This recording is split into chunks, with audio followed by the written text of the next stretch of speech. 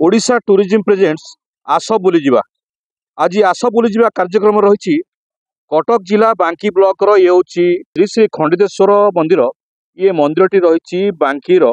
Town ठारू मात्र 3 kilometre दूर थी हरिराजपुर ग्राम भितर रही जोटा कि बांकी आपड़ जो जाऊँच कटक कि कटक रु बांकी आसुँच बांकी आसुला बेले ये रही जो ग्राम रही हरिराजपुर ग्रामर चकापदा ठारू आपण यदि बाम को आसबे तेरे सीधा सड़क आपण जीवे ये अखंडेश्वर मंदिर भितर को। ये अखंडेश्वर मंदिर हूँ प्राय 800 वर्षर ये हूँ पुराना शिव मंदिर। प्राय जहाँ जना पड़ुछि ये मंदिर टी राजा राजड़ा शासन समय ये मंदिर रही। ये मंदिर विशेषत्व है ये मंदिर प्राय जितेबले जहाँ शुणा मिलूँ जितेबले पुराना कालिया समय मंदिर भितर जिते स्थान गुड़िक रही स्थान गुड़िक आपको देखा ये स्थान गुड़िक हूँ बिलवाड़ी भितर ये मंदिर टी रही। चारिपट जाक जुआड़े देखिए खाली बिल रही आ बिल भितर जितेबले ये अंचल लोक हल करुले से समय ये मंदिर जितेबले हल करुवा समय ये हल बाजी एक पत्थर उपरे एवं पत्थर उपरू सीधा रक्त झरी आसीथिला एवं से ही रक्त जिते झरी आसाला ये डंपड़ार राणीमा निकट को खबर जाइथिला। डंपड़ा राणीमा होउचंती से समय जिते जानिले जे गोटे पत्थर देहरु बाहरुची रक्त बाहरुची से समय महाराणी डंपड़ार राणीमा राधाप्रिया पाटमहादेई से आसीथिले मंदिर भितर को आसीथिले। मंदिर भितर देखिला पर सीधा सड़क देखिले जे प्रकृत में मंदिर भितर थिबा ए फुटालिंग भितरु ये पत्थर झरुची रक्त झरुची जे जो राणीमा रोचती इंदुमती पाटप्रिया महादेई से समय देखिला पर सीधा सड़क ये मंदिर अवस्थान संपर्क जानिया पाइले एठी होचती फुटालिंग। आपण सीधा सड़क देखंतु ये मंदिर रहुची प्राय 10 फुट तले एठी जो शिवकर रही प्रतिमूर्ति सर्प रही देखुं विराट काय सर्प ये रोचे अखंडेश्वर मंदिर सीधा सड़क चित्र देखुं प्राय 10 फुट तले ये रही शिवकर जो रही फुटालिंग रही ये फुटालिंग संपूर्ण बयान करुछि ये प्राय 100 वर्ष तलर ये हूँ फुटालिंग। ये फुटालिंग रु बर्तमान निर्माण करा सर्प देवता तैयारी प्राय 10 फुट उच्चतार ये सर्प रही ये हूँ अखंडेश्वर महादेव ये हूँ मंदिर। ये मंदिर ऐतिह्य संपर्क में आम आसतु सीधा सड़क किसी नना पाखक जावा से संपर्क में मंदिर संपर्क में जानने को पाइबा।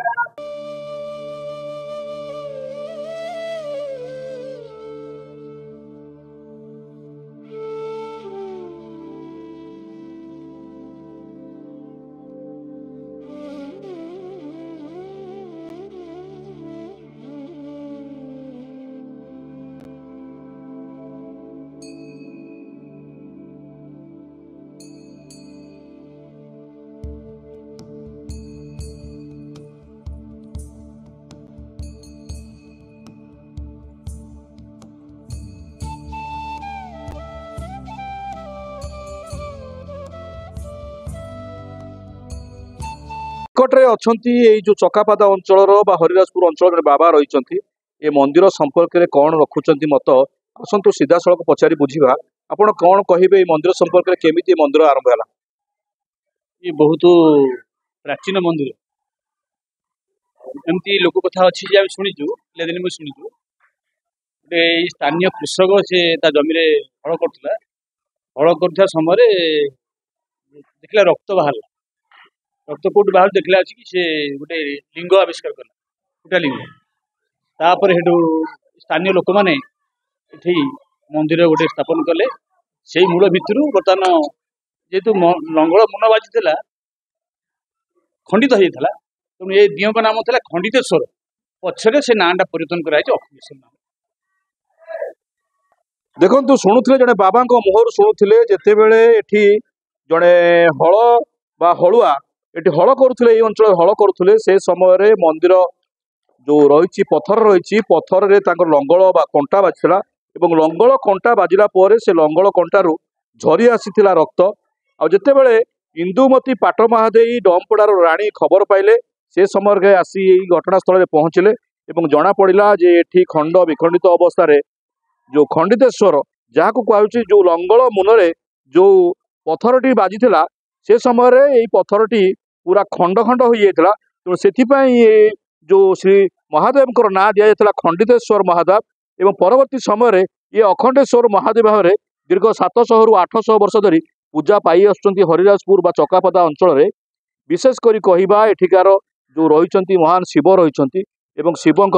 शिवंकर जो प्रतिमूर्ति रही ये जो लिंग रही फुटा लिंग रही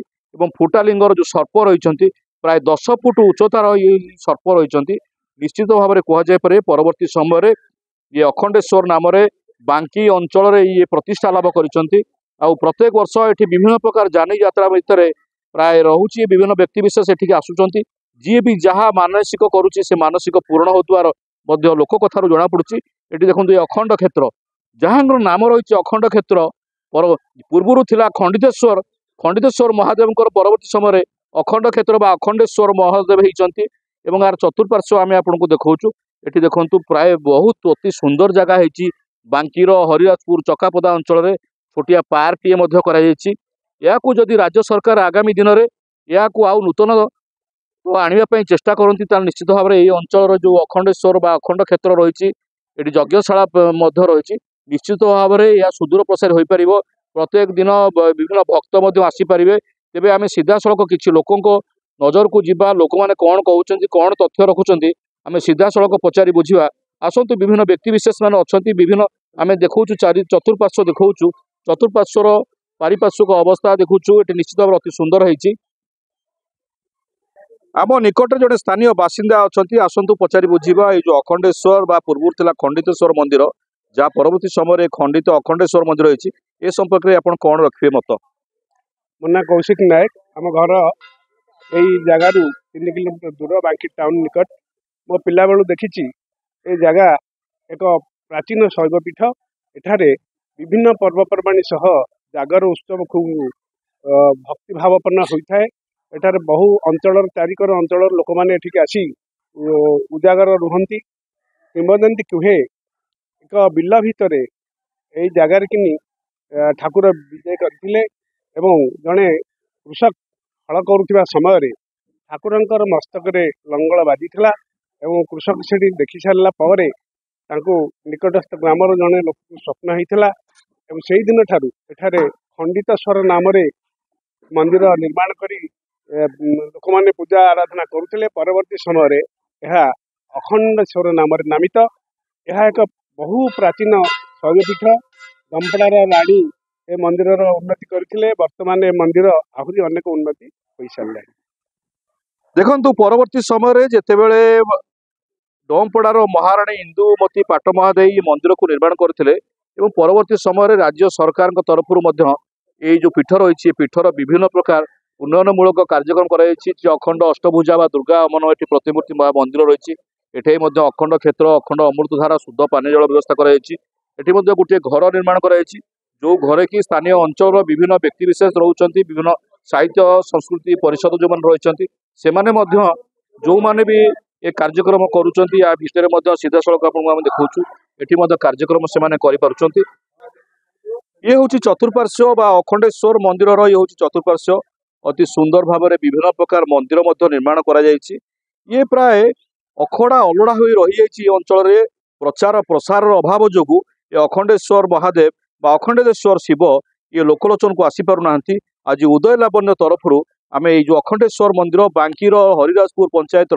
चकापदा ठारू मात्र बाम को आसिले अल्प दूर रही अखंडेश्वर मंदिर सीधा सड़क मंदिर चतुर्पार्श्व आम देखू निश्चित भाव में एठारे साहित्य संस्कृति ऐतिह्य परंपरार किसी झलक रही जो झलक को महाराणी बा डमपड़ार महाराणी राधाप्रिया पाट महादेई डमपड़ार राणी इंदुमती पाट महादेई जो मंदिर को निर्माण करते दीर्घ 700-800 वर्ष तले ये हूँ पुरातन मंदिर ये मंदिर आज झलसी उठुची राज्य सरकार स्थानीय विभिन्न व्यक्तिविशेष साहाय्य सहयोग ये मंदिर निश्चित भाव में झलसी उठुची आम निकटरे अछंती जड़े विशिष्ट गवेषिका रही सुरेखा स्वाई रही ଏବଂ ଆଜି ଏଠି ମନ୍ଦିର ବୁଲୁଥିଲେ, ଅଖଣ୍ଡେଶ୍ୱର ମନ୍ଦିର ବୁଲୁଥିଲେ। ଅଖଣ୍ଡେଶ୍ୱର ମନ୍ଦିର ସମ୍ପର୍କରେ ये दर्शन कर सारा पर कौन रखे मत आसतु पचारि बुझे आप कौन रखे मत। सर्वप्रथमे मु निजको बहुत धन्य मन करुच्ची ये पवित्र माटी रे आज आसीपारी ठाकुर को दर्शन करी अखंडेश्वर को एवं यही मंदिर जहाँ इतिहास मु जानिली ये पवित्र जगह को कला पहाड़ आसिक दिने भांगी देइथिला एवं खंडेश्वर महादेव हो जाते परवर्ती समय आमर डंपड़ार राणी पाट महादेवी ये मंदिर को पुणी पुनर्बार निर्माण करिसंती एवं से अखंडेश्वर महादेव भाव ये प्रतिष्ठा लाभ कर बांकी माँ चर्चिका पीठ आ अखंडेश्वर महादेव पीठ आज आम यही स्थान में आसिक उपस्थित होइचु। बहुत गर्व गौरवर कथा आम माटीर महक ये जो कार्यक्रम आज ये कराला भूतनाथ साहित्य संसद तरफ